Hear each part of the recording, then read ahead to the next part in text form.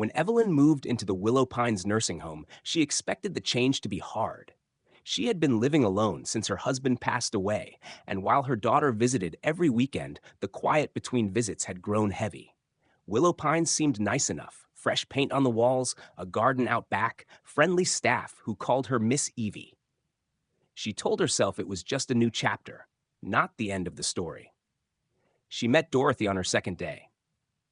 Dorothy had sharp blue eyes and hair so white it seemed to glow under the fluorescent lights. She had a quick wit, too. When Evelyn complained about the watery soup at lunch, Dorothy leaned over and whispered, "It's just tea with vegetables floating in it." They both laughed, and for a moment, Evelyn felt less alone. Over the weeks, they fell into a rhythm. Breakfast together, a walk in the garden if the weather was kind, afternoons doing crosswords in the lounge. Dorothy told stories about her days as a schoolteacher. Evelyn shared memories of traveling with her husband. They looked out for each other. Evelyn made sure Dorothy had her cardigan when it got chilly, and Dorothy reminded Evelyn when it was time for her blood pressure pill. But Evelyn started noticing things, little things at first. Dorothy would sometimes flinch when one particular aide came to help her dress. Once, when Evelyn asked about it, Dorothy shrugged and said, "She's just rough, that's all." Evelyn thought maybe it was a misunderstanding until one afternoon she saw faint bruises on Dorothy's forearm. "I bruise easy," Dorothy said, changing the subject. Then there was the night Evelyn heard shouting down the hall. She peeked out and saw a staff member speaking sharply to Dorothy, her voice low but angry. Dorothy's head was bowed like a scolded child. The next day, Dorothy avoided Evelyn's eyes. It wasn't just Dorothy. Evelyn began to notice other residents showing signs of something wrong. Unexplained weight loss, sudden changes in mood, quiet where there had once been chatter. One man who used to sing to himself stopped coming to the dining room altogether. A woman who always had her hair neatly brushed started showing up with it tangled and greasy. Evelyn had read about nursing home abuse before moving in, but she'd thought it meant only physical harm. Now she realized it could take many forms. There was emotional abuse, the sharp words, the ignoring of requests, the condescending tone. There was neglect, like when she saw a tray of untouched food left in a resident's room for hours, or when Dorothy's call button went unanswered for nearly half an hour. There could even be financial exploitation. One resident confided that her favorite brooch had gone missing after she let a staff member help tidy her room.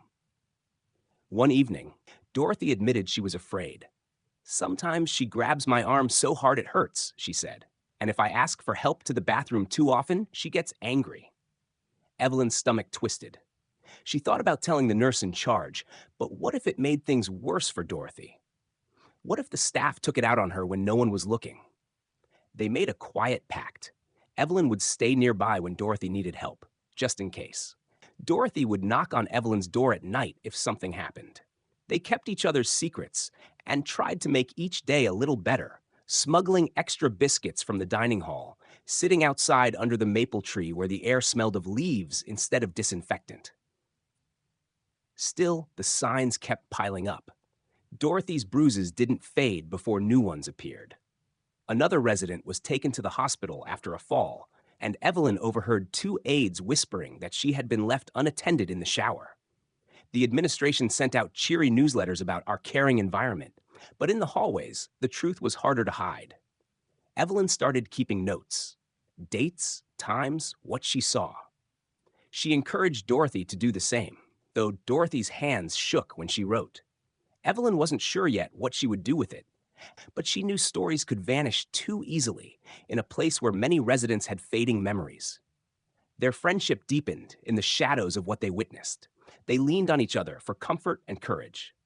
When Evelyn had a dizzy spell one morning, Dorothy stayed by her bed until the nurse came. When Dorothy's glasses went missing, Evelyn searched every corner of the lounge until she found them under a chair.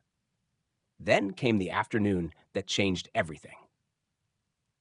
Evelyn was returning from the garden when she heard Dorothy's voice, strained, almost crying, from behind a half-closed door. She pushed it open and saw the aide gripping Dorothy's arm, her face twisted with frustration. Evelyn's voice was sharper than she thought possible. "Let her go." The aide released Dorothy and stepped back, muttering something about residents who don't cooperate. That night, Evelyn called her daughter and told her everything.